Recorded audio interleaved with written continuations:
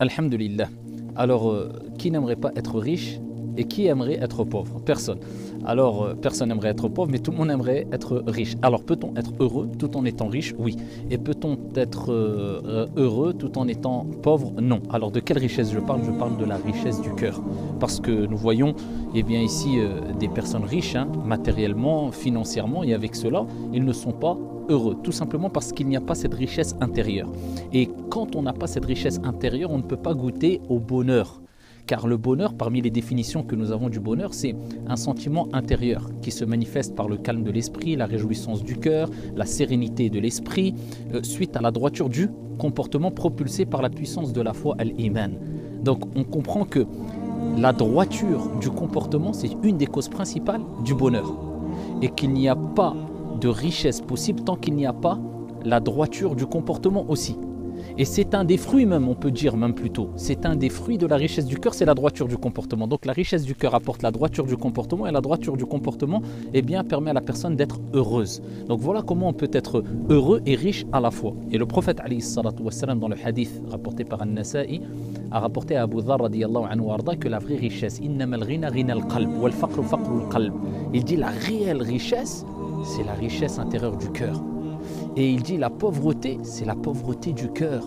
Et il rappelle à Abu Dharr que celui qui est riche dans son fort intérieur au niveau du cœur, qui a la richesse du cœur, eh bien tout ce qu'il amassera ne pourra lui le nuire en rien du tout. C'est-à-dire qu'à partir du moment où tu as la richesse intérieure du cœur, c'est-à-dire tu te satisfais du peu que tu as, tu apprécies les choses, tu n'es pas jaloux, tu n'as pas de haine, tu n'espères pas avoir ce que ton collègue ou ton frère a. C'est-à-dire alhamdulillah, tu es satisfait de ce que tu as et tu regardes toujours ceux qui sont dans une situation plus critique que la tienne, tu es poussé à toujours être reconnaissant vis-à-vis des bienfaits de Dieu sur toi.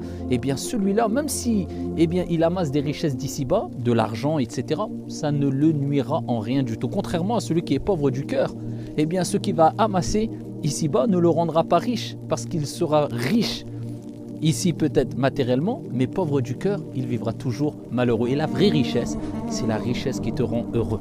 Et y a-t-il une richesse qui peut rendre l'être humain plus heureux que la richesse qui va provoquer le bonheur? Il n'est pas possible d'acquérir ou d'atteindre le bonheur sans avoir cette richesse qui est la richesse du cœur. Ce n'est pas possible avec l'argent simplement. Et quand tu as atteint ce degré de bonheur, ce degré de richesse intérieure, à ce moment-là, tu peux aller à la recherche de la richesse matérielle et cela te nuira en rien. Bien au contraire, cela te sera bénéfique et tu pourras faire profiter les gens autour de toi à travers cette richesse matérielle et tu es même quelque part prédisposé ici à avoir cette richesse matérielle. Tu ne baisseras pas les bras, tu iras toujours de l'avant, tu te contenteras de ce que tu as et le peu d'argent que tu auras, tu le verras comme une grande richesse matérielle. Et c'est ce qui manque beaucoup à l'être humain aujourd'hui. Donc n'oublie pas, la vraie richesse, c'est la richesse intérieure du cœur, en purifiant ton cœur de tout ce qui est détesté par les gens de façon générale, comme j'avais dit précédemment, la haine de l'autre, la jalousie de l'autre, toujours vouloir avoir ce que l'autre a, etc. Ne pas se contenter de ce qu'on a. Et cela va te pousser à avoir la droiture du comportement ou atteindre la droiture du comportement. Et la droiture du comportement te mènera vers le bonheur. Et ainsi, tu pourras être riche et heureux. Qu'Allah tabaraka wa ta'ala nous enrichisse intérieurement et extérieurement aussi, et qu'Allah Jalla wa Ala nous permet de vivre toutes et tous heureux et heureuses ici-bas, ainsi que dans le delà. Wallahu a'lam.